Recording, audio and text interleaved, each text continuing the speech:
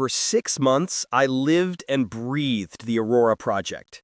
It was a revolutionary architectural design for a sustainable skyscraper in Dubai, a contract worth millions that would define our firm's future.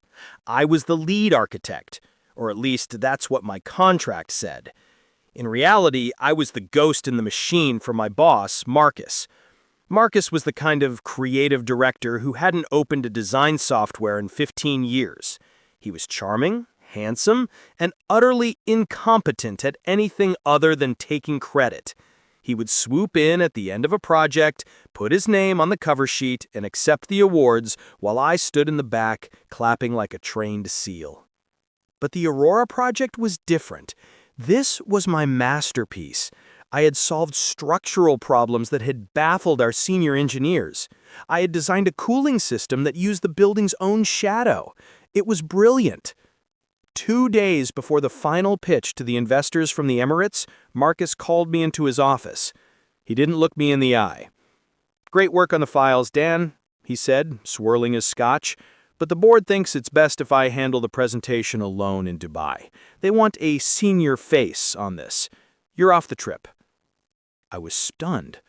"But Marcus, you don't know the technical specs. You don't know how to navigate the 3D walkthrough. If they ask about the load-bearing ratios—" "I'll wing it," he interrupted, waving a dismissive hand.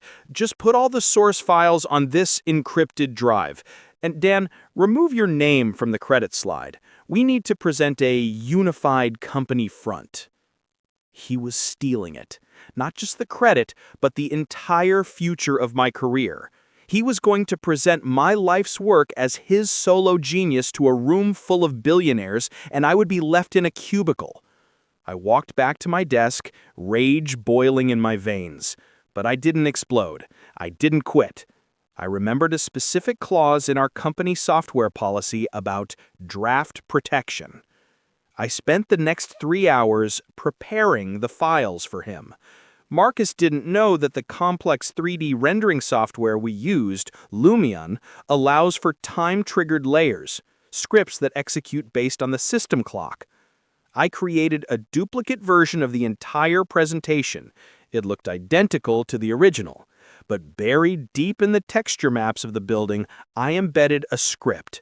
I set the trigger for 2 p.m. Dubai time, exactly halfway through his scheduled presentation slot. The script was simple. It would slowly strip away the luxury finish textures of the building, replacing them with a bright neon pink wireframe. And floating in the center of the grand atrium, in giant, unmissable bold text, a message would appear. I handed him the drive with a smile. "Good luck, Marcus. You're gonna kill it." "I always do," he smirked. 3 days later, I sat in the break room watching the live stream. The presentation was a major event, broadcast to the architectural world. Marcus was on stage, looking slick, using the controller to fly the camera through the virtual lobby. He was using my words, my jokes, my passion. The investors looked impressed. Then the clock struck 2 p.m. Dubai time. On the massive IMAX-sized screen behind him, the marble floors of the virtual lobby suddenly turned into a glitchy neon pink grid. Marcus froze. He clicked the controller frantically. Just a technical glitch," he stammered. Then the texture of the walls vanished.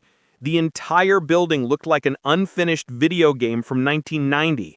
The audience gasped. Marcus was sweating now, hitting the keyboard, trying to reset the view. That's when the message appeared. Floating in the middle of the screen, rotating slowly in 3D space, were the words, "Trial version expired. Please contact the real architect, Daniel Reed, license ID, stolen work 001. The silence in the auditorium was deafening, broken only by a few stifled laughs. The lead investor stood up, looking furious. Marcus looked like he wanted to vomit. He couldn't explain it because he didn't know how the software worked. He couldn't fix it because he hadn't built it. I received a phone call 10 minutes later. It wasn't Marcus. It was the CEO of the investment firm. "Mr. Reed," a stern voice said, It seems we've been watching the wrong presentation. Your watermark was quite illuminating. Can you be on the next flight to Dubai? We'd like to hear the pitch from the person who actually knows how the building stands up. Marcus was fired before he even landed back in the US. I got the contract, the promotion, and Marcus's corner office. I kept his nameplate in my drawer as a souvenir. Never steal from the person who holds the keys to the code.